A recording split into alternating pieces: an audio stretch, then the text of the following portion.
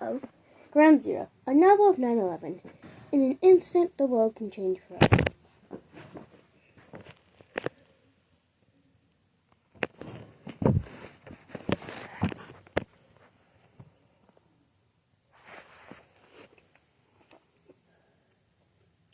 Brian was momentarily mesmerized by it. He never seen anything like it in his entire life. A steady stream of bright blue flames from a super hot gas stove. What would cause that? As they all watched, the blue haze dripped more heavily.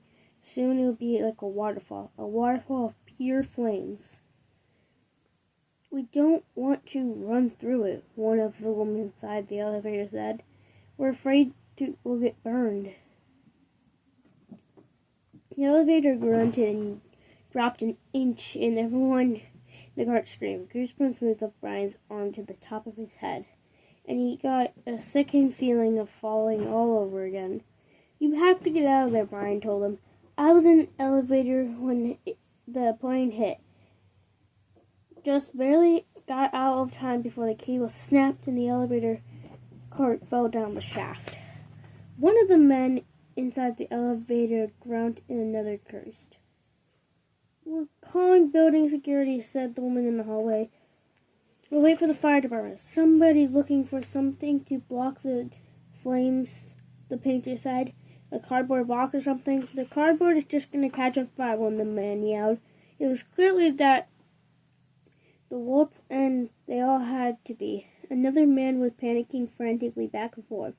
The armpits of his shirt wrinkled in sweat. One of the women cried with her loose eyes closed. The other was mumbling something under her breath. Whatever it was, curses, regrets, or prayers, Brian didn't know. "What about fire extinguisher?" Richard asked. Extinguishing what?" One of the men in the elevator said. "The fire raining down through the elevator shaft. The source is somewhere upstairs, on the 93rd floor," Brian thought. He and Richard had seen it. No fire extinguisher was going to put out those flames. Until the infra upstairs was extinguished by the fire department, it was going to keep on burning in both directions. Something chucked in the elevator shaft up above, and the elevator dropped another 2 inches. Past the passengers grabbed into the rails and cried out. One of the men started sobbing. The woman, who had been muttering to herself, stood taller as she became to a short distance. "I'm getting out," she said, with her voice shaking and her eyes were wide with panic. "I'm going to the blue stuff, whatever it is," she nodded, talking to herself. "It's just flames, right? I mean, you can run your hands through a candle flame and you'll be fine. I just be fast. I'll just be fast." Nobody talked to her out of it.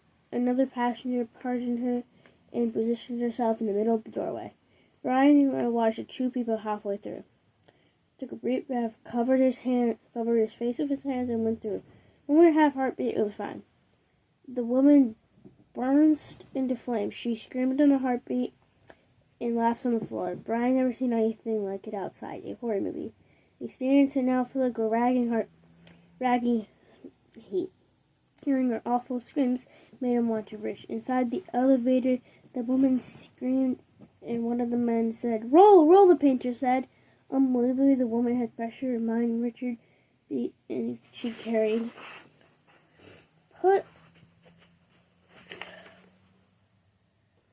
He cried. "Putting the fire out for good." The woman had burned so fast she didn't even set the carpet on fire. "It won't come through," her painter said. Everyone over here. "It's just jet fuel or something." The other woman in the hallway went running for water. The burned woman crawled over to the ground and leaned against. I think I'm a little burnt," the woman said. Brian didn't want to look, but take his eye off the lady. Her hair was gone. Her hands and arms were burnt badly. "I can't even feel it," the woman said. The woman in the business shirt came back with a cup of water. No one knew what to do. She poured some water over her burnt, bubbling pink arm And the burn lady screamed, "We have to get her down the stairs fast," the painter said. "Let's go to the hospital." Down the steps, Ryan thought. There were 90 floors up. "Can we move you?" the businesswoman asked her. The burn went wet, blisters forming all over her body. But she nodded. The painter and the businesswoman lifted her up and carried her out in pain. "We'll just take her down. You two stay there," the painter told Ryan and Richard. "See you can find something to block the blue flames from getting the rest of those people." The painter looked over his shoulder and froze. Ryan turned. Nobody in the elevator car was there. No, Ryan thought. No, they haven't fallen. They were just there. His heart in his throat. Ryan edged close to the broken cable trap in a cart had been. And the elevator shop was big. Empty black hole. The elevator cart had fallen. How far did Brian know? All the way to the basement? However gone, 4 people were certainly dead. Rashmina, the cartons of Afghanistan.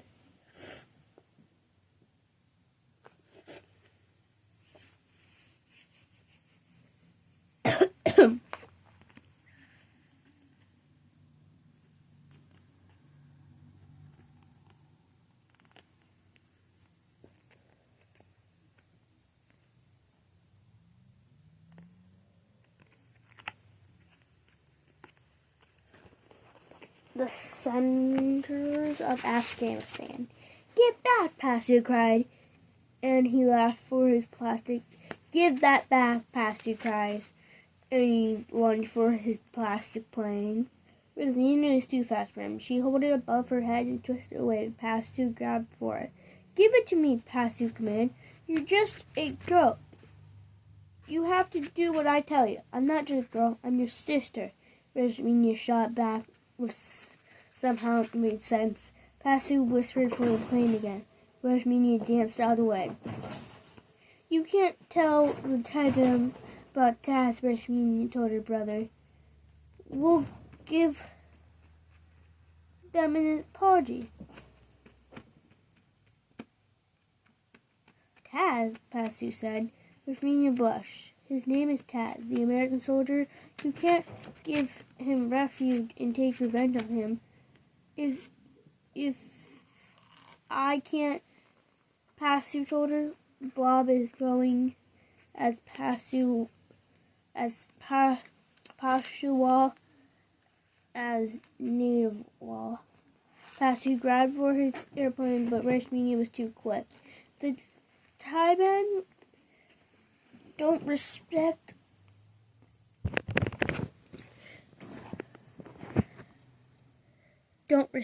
I don't know the word, don't say Pasu." Rashmini said they've killed just as many Afghanistans as Americans have. "When was the last time you had peace?" Pasu asked. "Under the Taliban."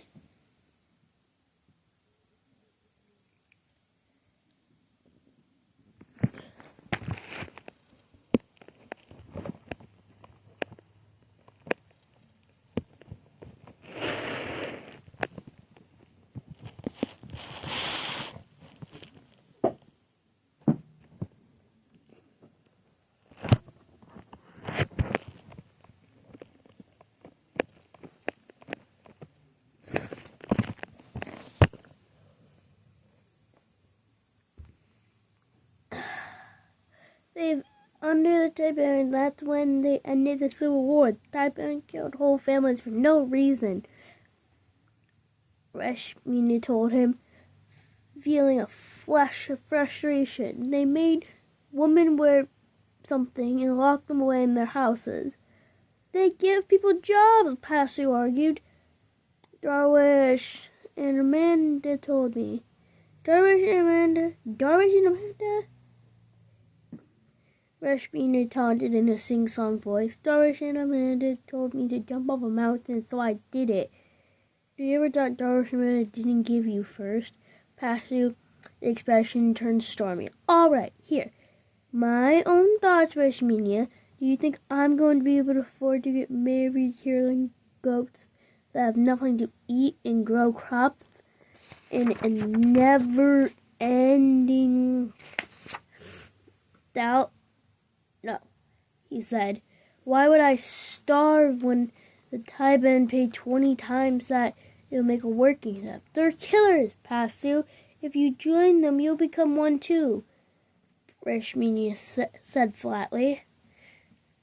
Have you forgotten who killed the person who gave me the plane? Pasu said, pointing at the toy. He sounded calmer now, more real, as the argument asked him join the Taliban out for it. The Americans dropped the bomb on our sister, Rashmini said.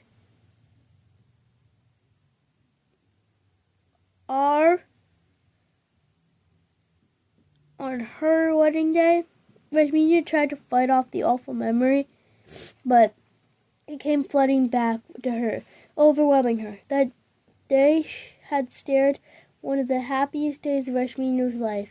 Her sister, Hila, had been 16 and promised in marriage to a boy from the neighborhood village.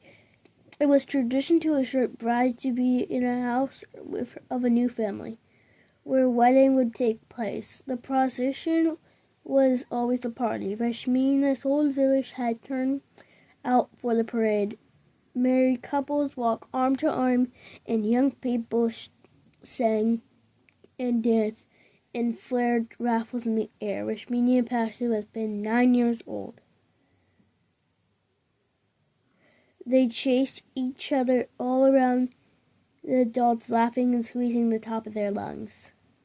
Rashmini finally caught Pasu and paused to catch her breath. That's when Rashmini heard it, the angry buzz of a hornet's nest. Pasu looked up at the same time, searching the sky for the source of the sound. Rashmini saw it now in her mind. It was clear, a sharp and sharp.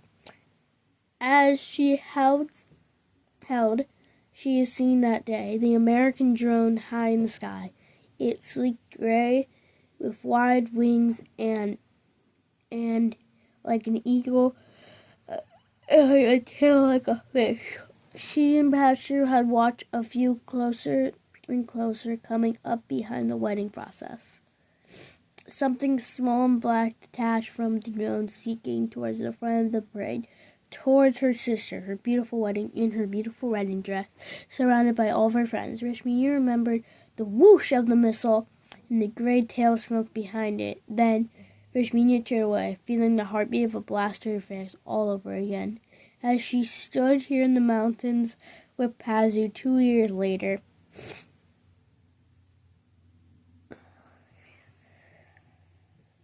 now that she was older, she understood what had happened. Happy gunshots of the wedding procession had religion and attack.